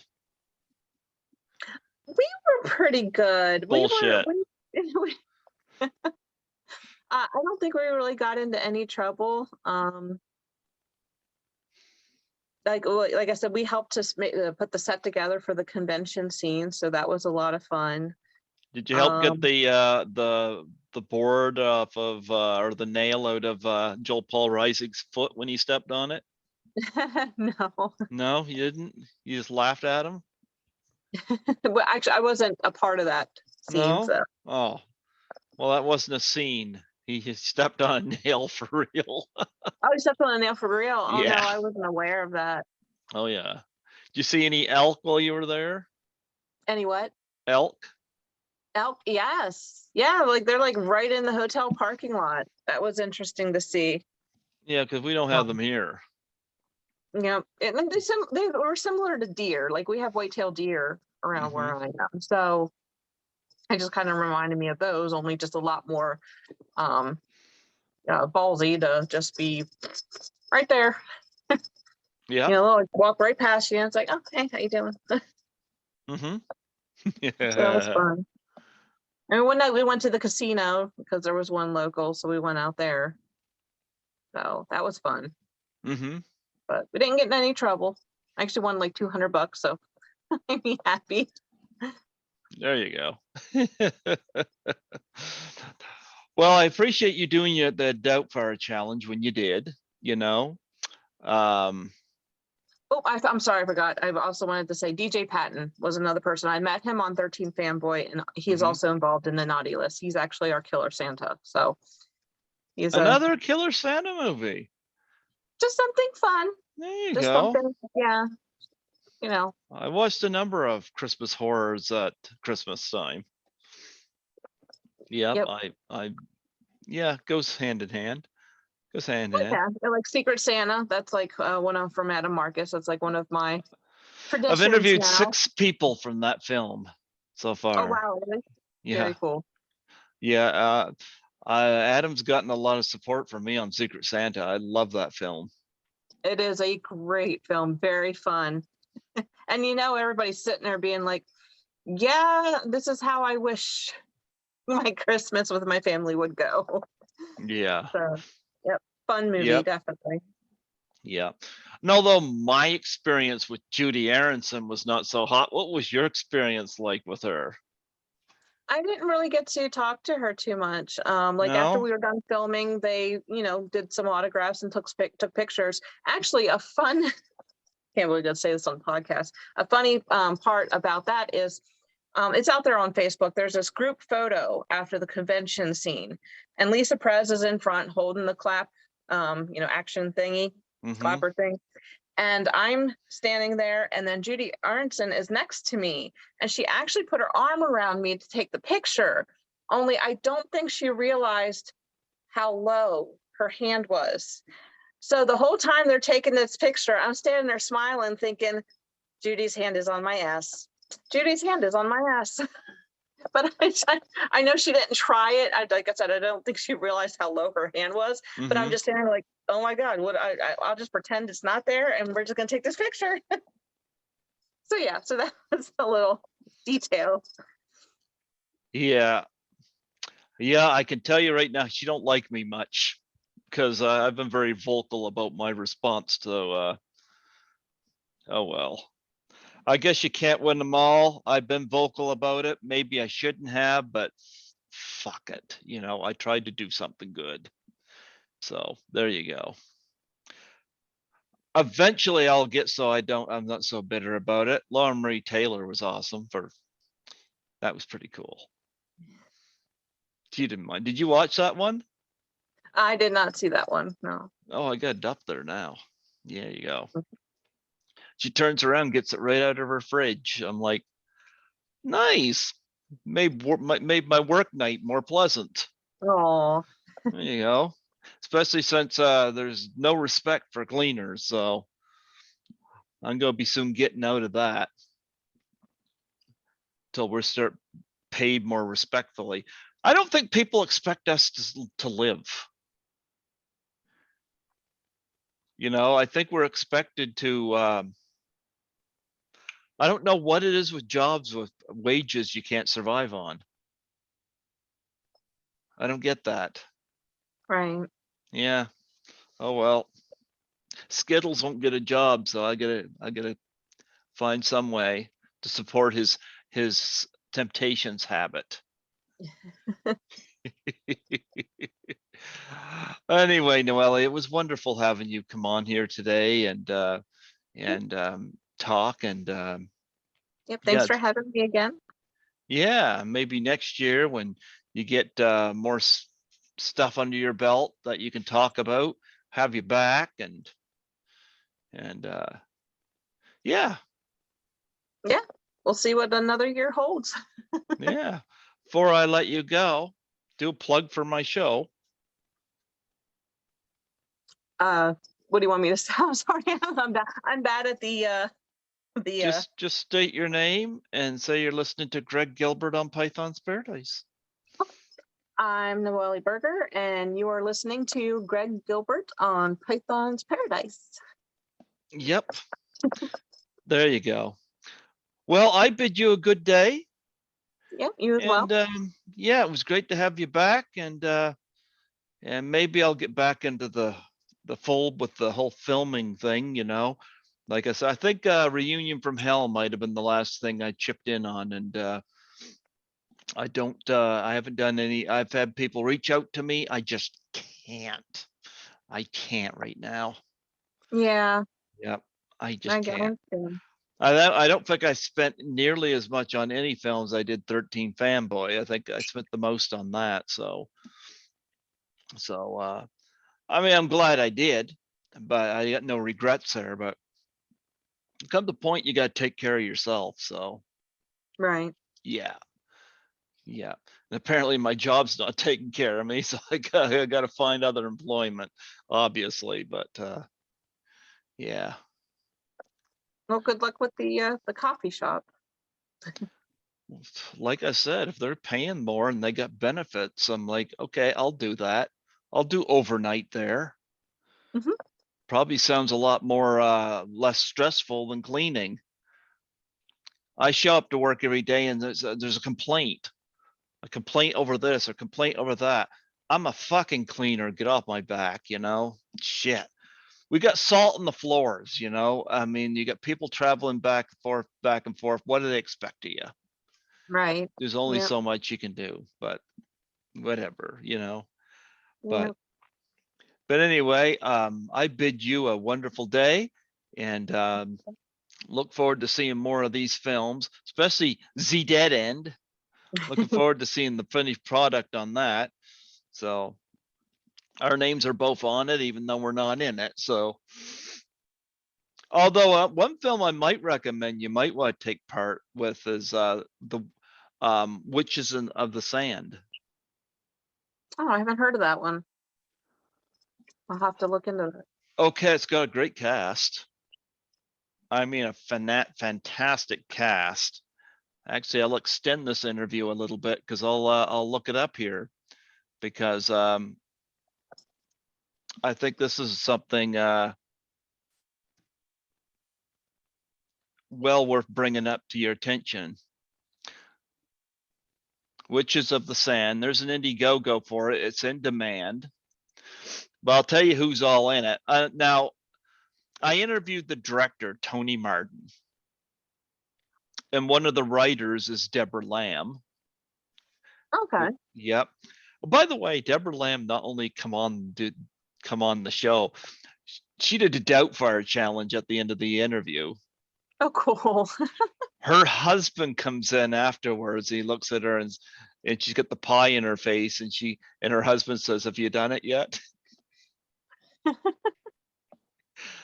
But she was game for it. But she's one of the writers for it, and of course she's involved in all these horror films and whatnot. But Tony Martin, the director, I got connected with him through Lynn Lowry, who I met at Horrorama 2018, and I became her first podcast interview last year. Oh, cool. Lynn told me about the Witches in the Sand, or actually she was posting about it, and I got connected with Tony Martin. And Tony, I said to Tony, I said, I'd like to get involved with this film, but I can't decide between my picture in the film or a Blu-ray. And he said to me, put your picture in the film and we'll, or no, he said, buy the Blu-ray and we'll put your picture in the film. Oh. That is why I recommend getting involved with the Witches in the Sand. People involved with it, besides Deborah Lamb, you got Linnea Quigley, you got Yes. Donna Lee Heising, you got Lloyd Kaufman, Danny Thompson, Brink Stevens, you got Lynn Lowry, Lindsay Drew, Michael St. Michael's, Eileen Dietz from The Exorcist, Mhm. Lawrence R. Harvey from The Human Centipede, Beverly Randolph, Barbara McNaughey from Suspiria, and yeah. What do you think of that? That is a lot of recognizable names, definitely. Yep. And there is an Indiegogo for it. I'll have to And go search for that and add it to the list in the indie horror family. well, I'll tell you this, I looked at the teaser trailer and it looks good. Oh, fantastic. And it's in demand right now. And yeah, they still have stuff offered for it. I mean, there's a flying killer sandwich in this movie. Stop and think Well, I about am that. in. I am sold. I am getting my name attached to that film right there. But I mean, it looks good, and they still have some perks for this movie. I will definitely check that out. That sounds fun. Yep. So it's called The Witches of the Sand. Of the sand. Okay. Yep. Yep. And it's on Indiegogo, and it's directed by Tony Martin, and he's a great guy. So check that out. That might be something you might want to put your name on. Okay. All right. Yeah, thank you. Yeah, absolutely. You have yourself a wonderful day, and Thank you. You too. yeah, and don't watch too many Troy Elke videos. But they're so much fun. They're so addictive. Although I don't know what public authorities think of people watching them, but I mean, look what they're doing to poor Christopher Norris. Right. Yeah. Sorry, I had a child walk in. There you go. What? That's perfect when you talk about Troy. Well, anyway, I'll let you go. I know you got a full plate there at your place. I just got my cat here. You got a whole family there.